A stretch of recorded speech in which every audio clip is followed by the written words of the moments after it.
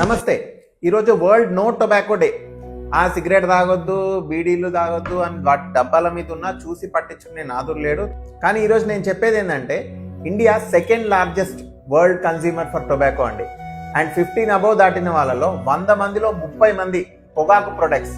అందరూ సిగరెట్లు ఎక్కువ అనుకుంటారు, కానీ సిగరెట్ల కన్నా ఎక్కువ, ఎస్పెషల్లీ విలేజ్ పాపులేషన్ ఎక్కువ కాబట్టి బీడీ, ఖైనీ, జర్దా, గుట్కా వీటిలో ఉండే టొబాకో కన్సంప్షన్ ఎక్కువ.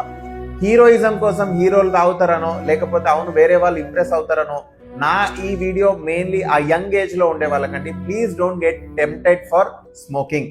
అరే బైక్ మీద తాగితే బాగుంటుంది, స్టిల్ ఇస్తే బాగుంటుంది, బ్రేకప్ అయితే తాగుతా, ప్యాచప్ అయితే తాగుతా, అమ్మాయి కోసం తాగుతా, ఇట్లాంటివి అస్సలు వద్దండి ప్లీజ్.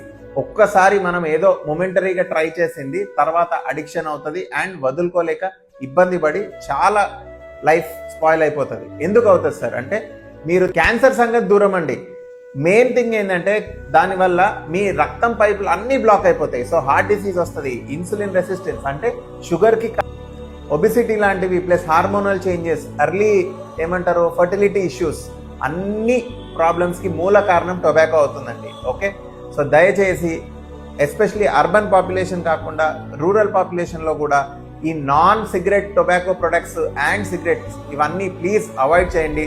ఒక హెల్దీ లైఫ్ స్టైల్ లీడ్ చేయండి.